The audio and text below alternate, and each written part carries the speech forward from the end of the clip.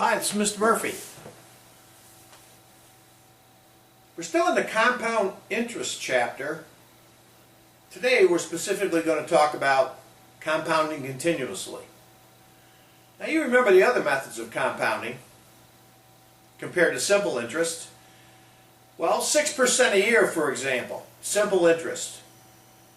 If your bank account was $100 and you had it invested at 6% simple interest, at the end of 1 year, your bank account would be $106. Gets a little more complicated with compound interest, and a little better. The more frequently your interest rate is compounded,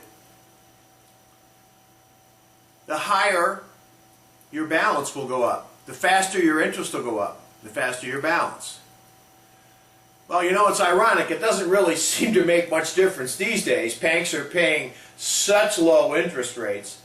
But back not all that long ago, when banks were paying 4, 5, 6% a year, the compounding frequency did make a big difference. And who knows, we might get back to that again one day. So, 6% simple interest, you'd pick up $6 on a $100 balance in 1 year.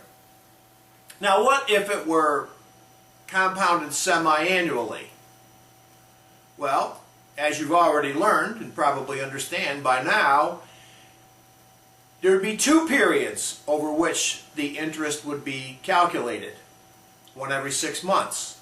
So instead of 1 period, the year, for 6%, there would be 2 periods of 6 months each, and 3%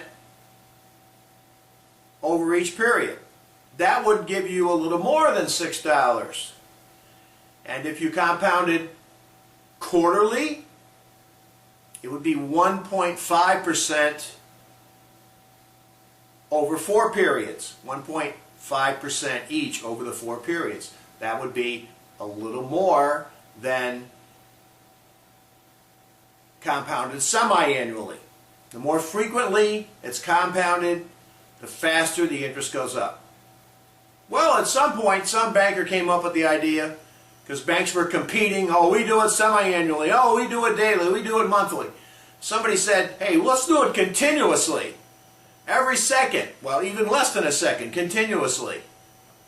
And there just won't be any way to beat that. So that's one of the last things in the compounding interest chapter in the reading assignment, the formula for compounding continuously. And to illustrate that, we're going to do an exercise from the section 3.8 exercises, specifically number 11. And I'll read that problem because it's very short. What that problem says is, the bank advertises certificates of deposit with 15 months maturity, 15 months, paying 6.75% compounded continuously. What would be the future value of a $5,000 certificate of deposit? In other words, it's $5,000 today. What will the value be in 15 months at 6.75% interest compounded continuously? Okay, so here's the formula. Key formula 3.16 is a continuous compounding formula. S stands for the future amount. That's what we're calculating. P is the principal, $5,000, times, oh, what's this? It looks like an italicized E. Actually, that's a constant known as the natural base that exists in many formulas in mathematics. And this is one of them. You'll find that on your calculator, your TI-30. It's the second function of the natural log key. It's an ln. Look for the key that says ln, and the second function is the epsilon. Looks like an italicized E. Okay, so that's a constant.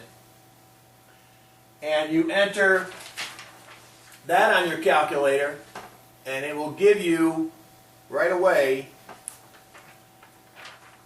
you'll recognize the fact that you've got to put in the exponent. The exponent consists of this symbol, which is the continuous compounded rate, times time.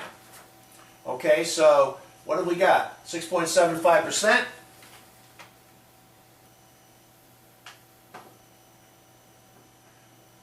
Times 15 months. 15 months over 12.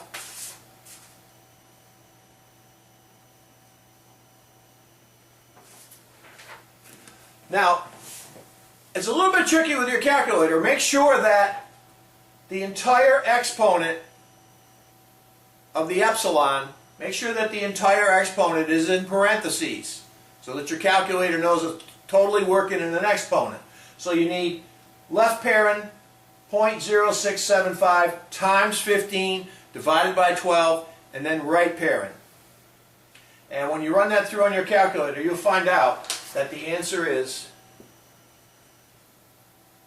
$5,440.18. That's the future value of $5,000 15 months from now, compounded continuously at 6.75%. That's it for today. Thanks a lot.